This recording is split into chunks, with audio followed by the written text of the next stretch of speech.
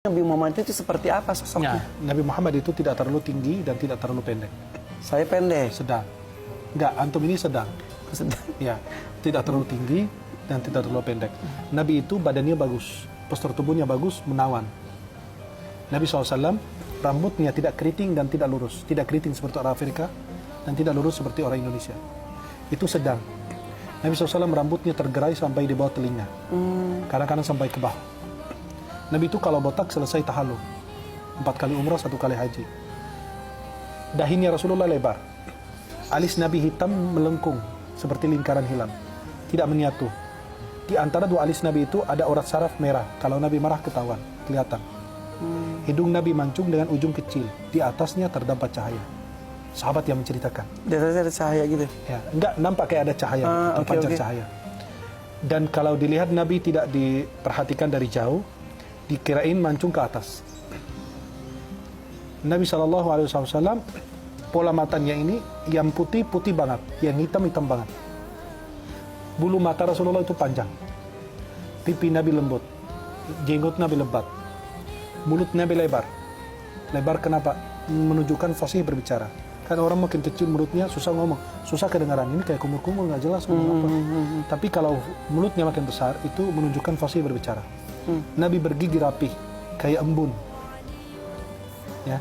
Kemudian kata sahabat, kalau Nabi bicara kayak ada cahaya keluar di antara gigi beliau. Masya Allah. Rasulullah SAW kalau berjalan cenderung ke depan, tubuhnya cenderung ke depan. Dia jalannya cepat, langkahnya panjang, dan cenderung ke depan. Karena jalannya cepat, sahabat lari mengejar Nabi. Saking cepatnya. Saking cepatnya. Akhirnya Nabi bilang, kalian di depan, aku di belakang. Nabi bersama orang yang sakit, orang sepuh, orang yang tua, sakit, lemah. Itu mereka berjalan di belakang Rasulullah. Kemudian Rasulullah SAW, kalau kita perhatikan beliau, dada sama perutnya rata. Dada sama perutnya rata. Itu menunjukkan Nabi itu olahraga. Olahragawan. Artinya beliau itu sedang berjalan. Kemudian Nabi menggunakan cincin dari perak.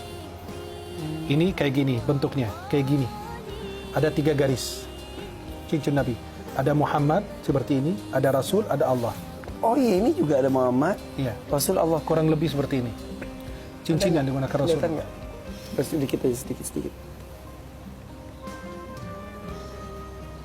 Jelas? Maka cincin Rasulullah itu dari perak. Itu 3 baris. Muhammad, Rasul, Allah. Baris pertama Muhammad, baris kedua Rasul, baris ketiga Siapa yang Allah. bikin itu? Itu dibikin untuk Nabi SAW, bukan hanya cuma buat khusus cincin doang. Cincin Nabi SAW di sini. Oh gitu, oh dibalik. Dibalik. Itu sunnahnya dari Nabi begini. Oke.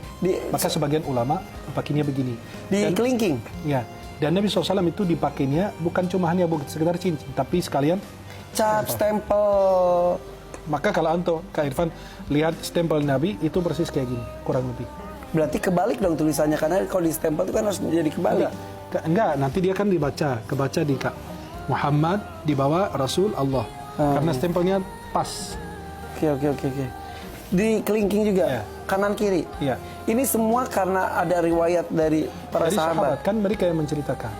Nabi kalau duduk bersama orang, Nabi itu kalau secara akal atau pemikiran kita, logika, Nabi itu mereka lebih tinggi. Tapi kalau Nabi duduk lebih nampak.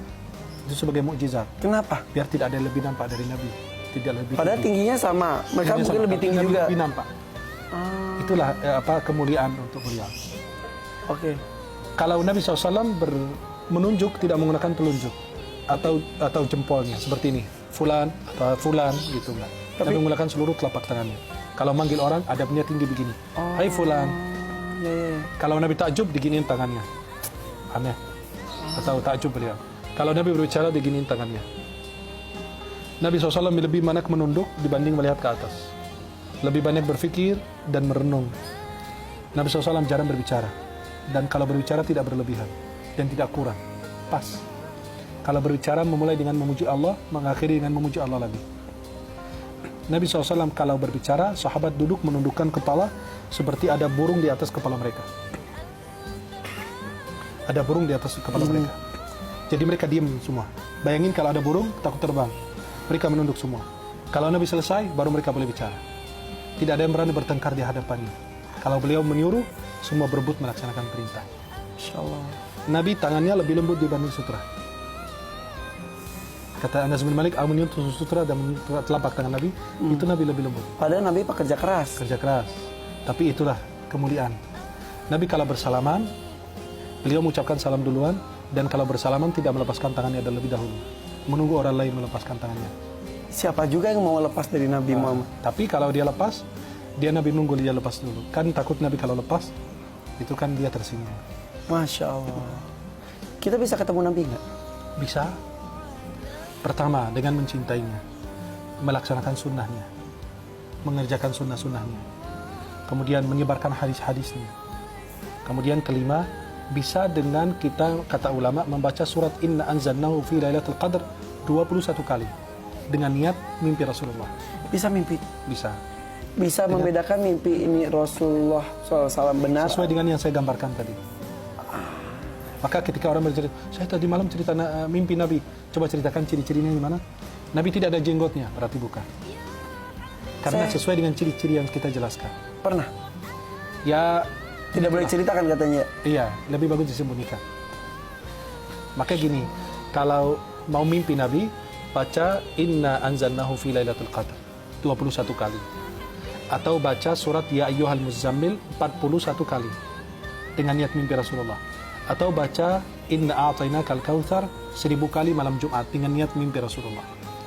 Kemudian membaca kalau kita bilang qasidah al-burdah, Maulaya salli wa sallim daiman abadan ala habibika khairul khalqi kullihim, itu ada bait yang ke-8 dibaca sebelum tidur berkali-kali.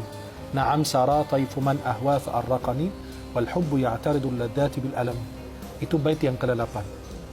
Bait yang ke-8 itu kita baca berkali-kali sebelum tertidur, insya Allah niatnya bisa mimpi Rasulullah.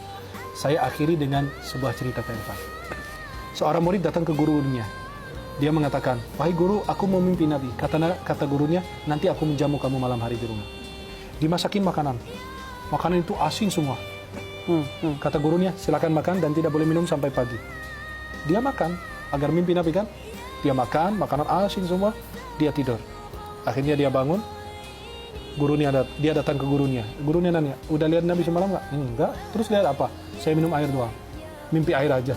Air laut, air sungai, air semua. Kata gurunya, begitu dengan Rasulullah. Kalau sampai Nabi itu melekat di hati, pikiran, sebelum kamu tidur menginginkan air, merindukan air, kepingin minum, jadi air yang mendatang. Coba kalau kamu merindukan Rasulullah seperti merindukan air, pasti akan hadir di dalam mimpi. Masya Allah. Itu cara. Ketemu di mimpi aja sudah bersyukur, alhamdulillah ya. Apalagi nanti di akhirat bisa ketemu. Maka orang yang jumpa di mimpi, insya Allah mudah-mudahan bisa jumpa dengan. Ya Allah. Dan mudah-mudahan kita bisa mimpi beliau. Amin. Amin. Amin insya Allah.